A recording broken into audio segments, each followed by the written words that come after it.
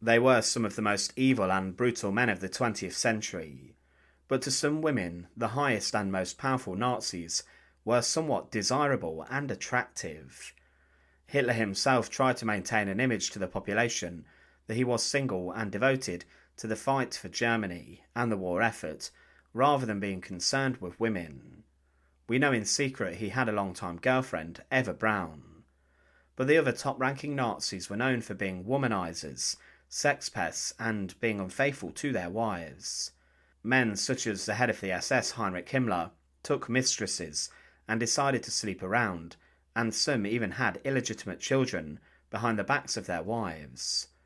But some of their wives even encouraged this sort of behaviour. Gerda Bormann, for example, the wife of Hitler's private secretary, Martin Bormann, even wanted her husband to have parallel marriages or relationships in which he could have as many children for the Reich as possible with many other women. But the mistresses of the Nazis are often overshadowed by the wives. In this video we look at who those women were, what their fates were at the end of the Second World War, and shockingly uncover their secret relationships with some of the most heinous men in history. To support our channel, please make sure to subscribe. Women inside of Nazi Germany were expected to be subservient to their husbands, who were themselves intended to be soldiers. The expectation was that women would not have high-profile jobs, and that they would stay at home, maintain a good household, and have as many children as possible for Germany and the Nazi Reich. The Nazis even introduced a system of medals in which women were rewarded for having many children, and the 10th child was actually given a certificate saying that the child's godfather was Adolf Hitler. Now, some of the highest-ranking Nazis did not necessarily subscribe to the want to have as many children as possible. Hitler himself had no acknowledged children, unless you believe certain theories on the internet, but also Hermann Goering, the Reichsmarshal, would only have one child, a daughter named Edda. But some of the wives of these men would find out that their husbands were not faithful men, and that despite their busy lives and work, they still had time to take mistresses and sleep around. One man who went further than just sleeping around was Heinrich Himmler, the head of the SS. Himmler to many was worshipped within the organisation, and he was married to Margarete Himmler, a woman 7 years older than him. When they met, he was struck by Margarete's blonde hair and blue eyes, and they had a lot in common. They married in 1928, and to begin with, Himmler's parents were not very happy with the marriage, and all his family refused to attend. They later accepted Margarete, but the couple lived relatively comfortably inside a large house when Himmler rose to power and prominence. Margarete Himmler was herself a member of the Nazi Party, but because of his workload as the head of the SS, the marriage became soon strained. She herself was not the most popular Nazi wife, and some viewed her as overbearing and actually dominating of her very powerful husband inside of their own home. Despite his workload, Himmler did take a mistress. In 1936, a woman named Hedwig Potthast took a job as Himmler's secretary. She had previously been employed at the Gestapo headquarters in Berlin, but as Himmler's private secretary, she had a number of roles such as organising his day. But the pair fell in love over a couple of years and told each other of this and their love in 1938. They had tried to keep their relationship platonic, but then fell into adulterous behaviour. Margarete Himmler's wife found out about this years later, around 1941, and Potthast, the mistress, had been given a large house where Himmler would regularly stop by. Now, surprisingly, his mistress, Hedwig Potthast, was actually liked by the other Nazi wives, and she had a number of friends, and later moved to Berchtesgaden, the mountain retreat near to the Berghof, Hitler's residence in the region.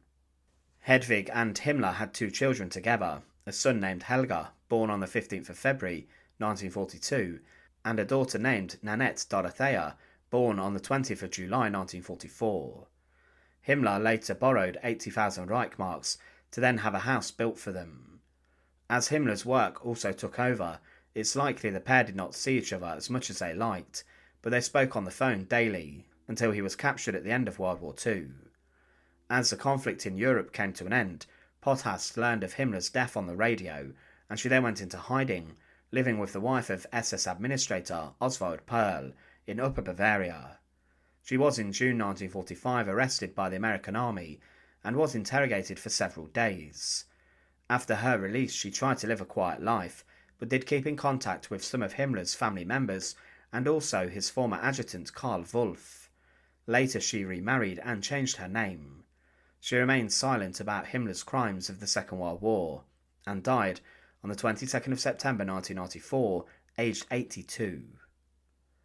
Joseph Goebbels, the Minister of Propaganda and Enlightenment, was a very close friend of Adolf Hitler, and his wife Magda Goebbels was also considered to have been Hitler's best friend and confidant. Despite having a club foot, standing at a small size, and not being the most attractive man, to say the least, he was a Lothario who committed terrible crimes, and he is today considered a pest who abused his powerful position to sleep with many women.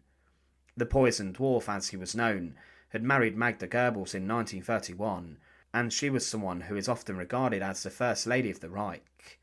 Many people liked Magda when the Nazis came into power, and she maintained a very close relationship with the Führer herself. But despite the marriage, Goebbels had a huge number of affairs, and he manipulated women who were wanting a career inside the film industry. He even assaulted respected filmmaker Leni Riefenstahl while they were at the opera, and she then allegedly slapped him. But the most high-profile and well-known mistress Goebbels had was the Czech actress Lida Baarova.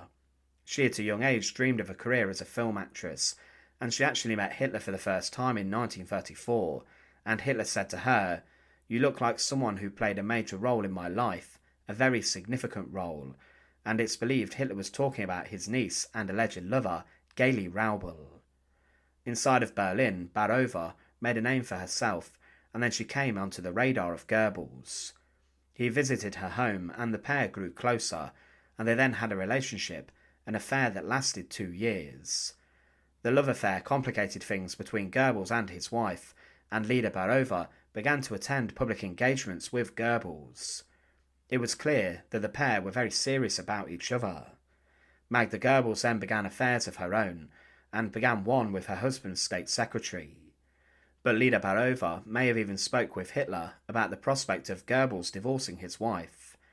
There's some speculation saying that Magda may have been the one who proposed a divorce, but Hitler would not allow it.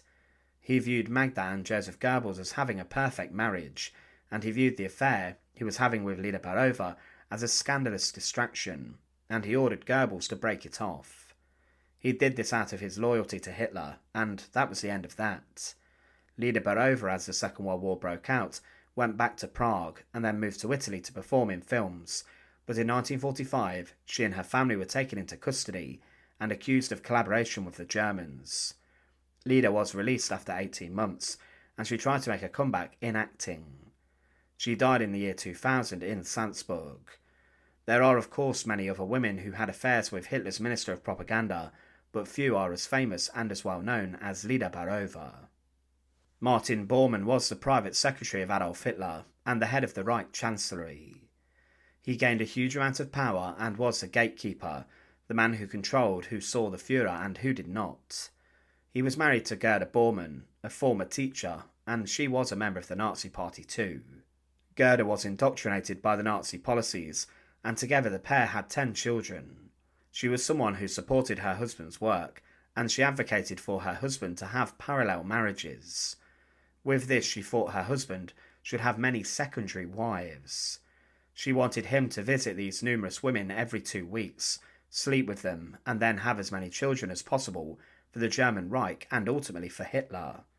She wanted to banish the word adultery from the German vocabulary, and she wanted illegitimate children to be seen in the same way as legitimate children. The truth of this was that Gerda Bormann wanted her husband to take mistresses, as she saw it as being greater for the German Reich, and he certainly did this. His most high-profile mistress was the German stage and film actress Manja Behrens. The pair met at a film festival and immediately began an affair. She had no problems with being a mistress, and the pair maintained their relationship. At the end of the war, Behrens was banned from the screen and stage for 20 years, after her relationship with Bormann came out, and she then returned to the stage in 1967. She had a number of roles, and she lived until the age of 88, dying in Berlin in 2003. Another woman who is alleged to have been one of Bormann's mistresses was Elsa Krüger. She was Bormann's secretary from 1942 until the end of the war. She volunteered to remain inside of Hitler's bunker in Berlin at the end of the conflict, and she refused to leave. She was given a cyanide capsule in case she was captured. Krüger also witnessed the death of Hitler and the aftermath, and was part of a breakout group from the bunker. She was captured by Soviet forces on the 2nd of May 1945, and later moved to England, changed her name, and remarried. She died in Germany in 2005. Now, Martin Bormann was allowed by his wife to conduct this sort of behaviour and remain unfaithful, and she promoted it and encouraged him to do this. No one really knew who Bormann was either, as he remained very much in the shadows during the Second World War, and because of this he could have many mistresses. So the mistresses of the top-ranking Nazis had very differing fates.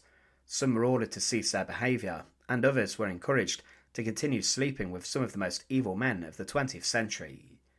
Few told their stories though at the end of the Second World War, and may have actually been haunted by their actions. Thanks for watching. To support our channel, please make sure to subscribe, and once again, thank you so much for watching.